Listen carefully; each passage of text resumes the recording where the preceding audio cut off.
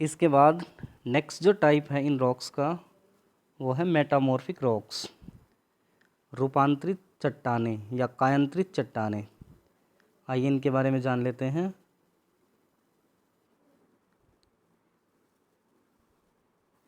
The word metamorphic means,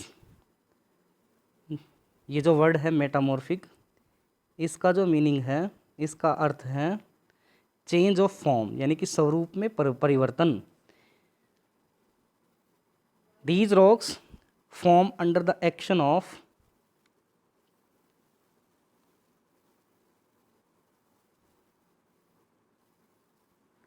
pressure, volume and temperature. Short form में इनको Pvt बोल देते हैं। दाब, आयतन एवं तापमान में परिवर्तन की प्रक्रिया के परिणाम स्वरूप इन सेलों का निर्माण होता है। कौन सी सेलों का? जो मेटामॉर्फिक रॉक्स हैं या कायांतरित जो चट्टानें हैं उनका। Metamorphism occurs when rocks are formed down to lower levels by tectonic pressure, or when molten magma rising through the crust comes in contact with the crystal rocks, or the underlying rocks are subjected to great amounts of pressure by overlaying rocks। अब इनके बारे में बताया है, ये जो सेलें हैं दाब, आयतन तथा तापमान में परिवर्तन के द्वारा निर्मित होती हैं। जब क्या होता है, विवर्तनिक प्रक्रिया यानी कि जो टेक्टोनिक एक्टिविटीज़ हैं उनके कारण शैलें निचले स्तर की ओर ज़बरदस्ती या जबरन उनको धकेल दिया जाता है या खिसक जाती हैं, या जब भूपृष्ठ से उठता पिघला हुआ मैग्मा भूपृष्ठीय शैलों के संपर्क में आता है, या जब ऊपरी शैलों के कारण निचली शैलों पर अत्यधिक दाब पड़ता है। तो ये कुछ प्रक्रियाएं बताइए जिस वजह से कायांतरण होता है, रूप बदलता रहता है। Metamorphism is a process by which already consolidated rocks undergo recrystallization and reorganization of materials within original rocks। अब कायांतरण वह प्रक्रिया होती है जिसमें क्या है, समेकित शैलों में पुनः क्रिस्टलीकरण होता है। क्या होता है इनमें? रिक्रिस्टलाइजेशन होता है, तथा वास्तविक शैलों में पदार्थ पुनः संगठित हो जाते हैं। तो इस तरीके से क्या है, ये चट्टानों का कायांतरण हो जाता है, उनका रूप बदल जाता है। मैकेनिकली या mechanical disruption and reorganization of the original minerals within rocks due to breaking and crushing without any appreciable chemical changes is called dynamic metamorphism. अब क्या बताया है, बिना किसी विशेष रासायनिक परिवर्तनों के टूटने एवं पिसने के कारण जो वास्तविक शैलों में मैकेनिकली जो रुकावट आ जाती है, व्यवधान आ जाता है, उनका पुनः संगठित होना गतिशील कायांतरित कहलाता है। यानी कि इसको क्या कहा गया है, डायनेमिक मेटामॉर्फिज्म, यानी कि गतिशील कायांतरण कहलाया गया है। गतिशील कायांतरण किसे कहा गया है? बिना किसी रासायनिक परिवर्तन के टूटने पिसने के कारण जो वास्तविक शैलों में जो व्यवधान है, पुनः संगठित होना ही क्या कहलाता है? गतिशील कायांतरण या dynamic metamorphism.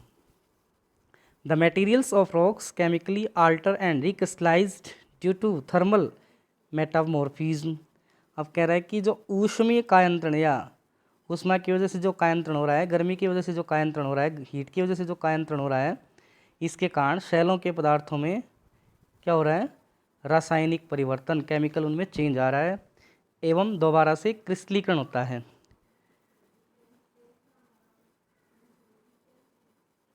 There are two types of thermal metamorphism, contact metamorphism and regional metamorphism। अब कह रहा है कि जो ऊष्मीय कायांतरण है इसके दो प्रकार होते हैं। ऊष्मा की वजह से जो कायांतरण हो रहा है इसके दो प्रकार होते हैं। कौन कौन से हैं वो? एक तो संपर्क में आया कायांतरण और दूसरा प्रादेशिक कायांतरण।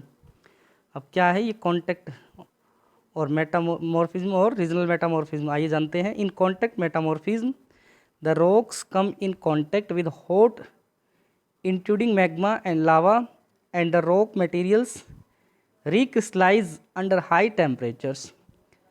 आप देखिए संपर्क जो रूपांतरण है, इसमें जो रॉक्स हैं गर्म ऊपर आ तो ये मैग्मा एवं लावा के संपर्क में आती हैं, तथा हाई टेम्परेचर में शेल के पदार्थों का क्या हो रहा है, रिक्रिस्टलाइजेशन हो रहा है। रिक्रिस्टलाइजेशन का मतलब क्या है, पुनः क्रिस्टलीकरण होता है या एक क्रिस्टल के अंदर टूटने लगती है।